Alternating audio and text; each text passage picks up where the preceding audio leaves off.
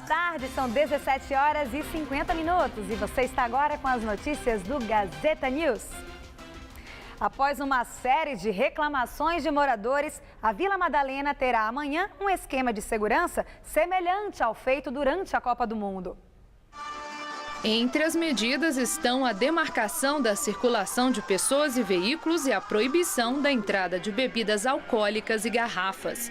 Ficou estabelecido que 15 mil pessoas poderão passar pelos bloqueios. A entrada é franca, mas quando a capacidade permitida de público for atingida, a Polícia Militar poderá impedir a entrada de mais gente. A ação começará a partir da 1 da tarde e vai terminar apenas após a limpeza do local. Ao término do evento. A decisão de limitar o acesso à região ocorreu após uma reunião entre o secretário da Segurança Pública, Alexandre de Moraes, o subprefeito de Pinheiros, Ângelo Filardo e representantes da CET. No ano que vem, a Prefeitura estuda novas regras para o carnaval de rua. Uma delas é espalhar ainda mais os blocos para outros bairros da cidade. Neste ano, segundo a Subprefeitura de Pinheiros, 67 blocos passaram pela Vila Madalena, de um total de 300 em outros locais da capital. E acontece hoje o desfile das escolas campeãs do Carnaval 2015 de São Paulo. Ao todo, serão 7 agremiações. Às 10 horas da noite, a vice-campeã do grupo de acesso, Pérola Negra, dará início ao desfile do AMB, seguida pela vencedora da categoria, a Unidos do Peruche. Depois entram na avenida as 5 primeiras colocadas do grupo especial. A primeira será Dragões da Real, 5ª colocada na apuração. Na sequência vem a Águia de Ouro, que ficou com o 4º lugar. Depois as 3 melhores colocadas. Rosas de Ouro, que falou sobre a superação com o enredo Depois da Tempestade, o Encanto, seguida da Mocidade Alegre, campeã dos últimos 3 carnavais e vice neste ano, com o enredo sobre a carreira da atriz Marília Pêra. E a última a desfilar é a campeã do Carnaval paulistano, a Vai Vai, que levou o título com um samba enredo em homenagem a Elis Regina.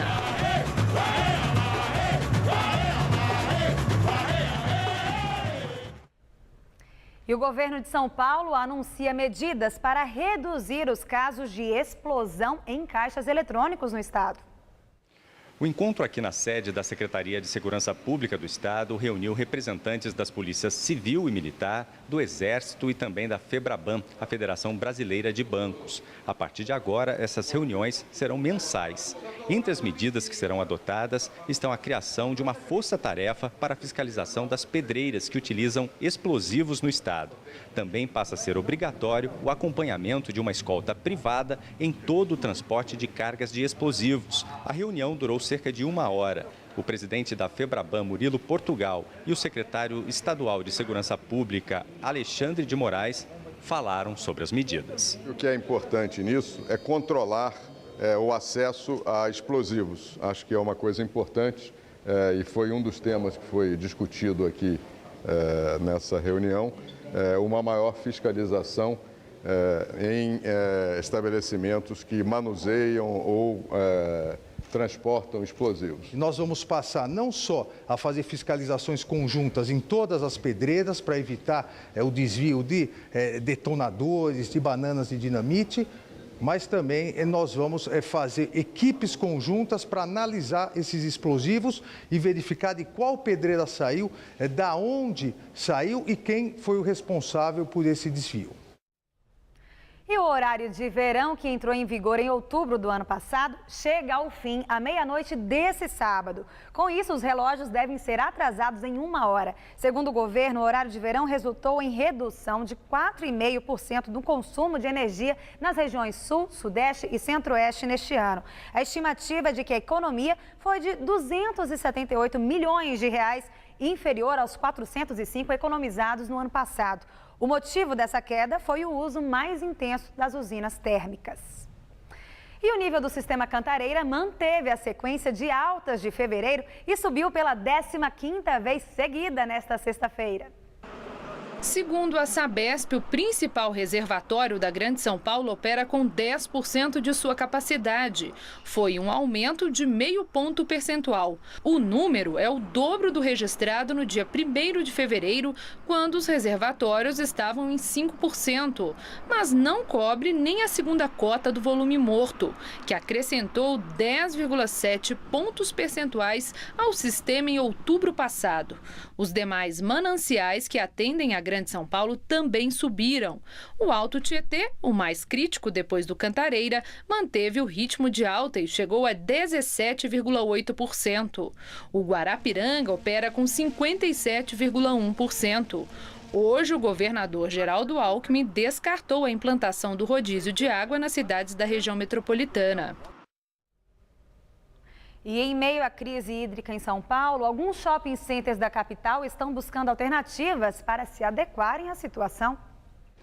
Desde 2011, este shopping center, que fica na zona norte de São Paulo, não depende mais do abastecimento de água da Sabesp. A autossuficiência se deve graças a um sistema de 3 poços artesianos que captam o equivalente a 7.000 metros cúbicos de água por mês. Apesar de não terem sido necessárias medidas mais drásticas para racionar a água, a equipe prepara um sistema de reuso que deve ficar pronto ainda este ano. Já neste outro shopping center, que fica na região central, 4 dos 10 banheiros foram interditados de segunda a sexta-feira para evitar desperdício.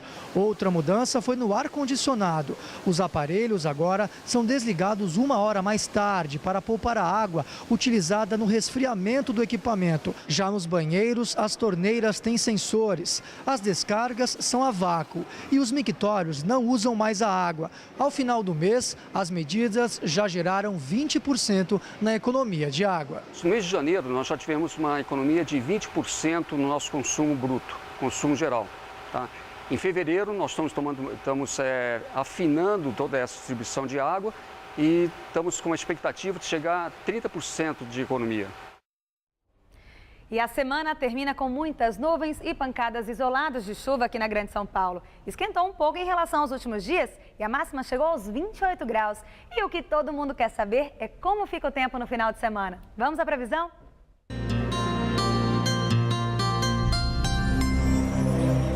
O ar seco volta a ganhar força no sudeste do país e o final de semana promete sol e calor na maior parte do estado de São Paulo. Em praticamente todas as regiões paulistas, a previsão é de sol entre poucas nuvens e muito calor. Apenas no sul e no oeste do estado é que ainda pode chover de forma rápida e a partir da tarde. Aqui na Grande São Paulo, o sol brilha forte o dia todo e as temperaturas entram em elevação. A mínima prevista nessa madrugada é de 21 graus e amanhã à tarde a máxima chega aos 31. Já na cidade de Presidente Prudente, faz calor de 32 graus, mas pode chover entre a tarde e a noite. E no litoral do estado, o sábado será de sol e calor, sem nenhuma gota de chuva prevista. Quem estiver no Guarujá vai enfrentar um calorão de 34 graus amanhã. Vamos agora a um rápido intervalo e voltamos em instantes.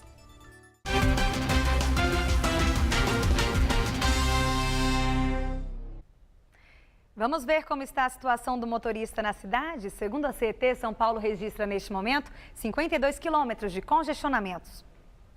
Começamos pela Radial Leste, à direita no sentido bairro, o trânsito até que flui bem para o horário. E à esquerda do vídeo, ali no sentido centro, também flui bem.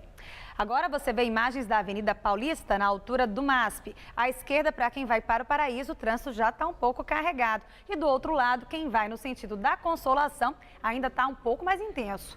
Agora você vê imagens do corredor Norte-Sul, Avenida Moreira Guimarães. Embaixo do vídeo, para quem segue na direção da Zona Sul, o trânsito flui bem, assim como acima do vídeo para quem segue em direção ao centro da cidade. E fechamos com a Zona Oeste, Avenida Rebouças, agora na altura da esquina com a Pedroso de Moraes. À direita, no sentido da Marginal Pinheiros, o motorista até que desenvolve uma boa velocidade para o horário, assim como no sentido contrário, ali na subida para Paulista. E o Gazeta News de hoje fica por aqui. A gente se vê na segunda-feira, às 10:50 da tarde. Fique agora com o Gazeta Esportivo e logo em seguida, Jornal da Gazeta. Um excelente final de semana para você.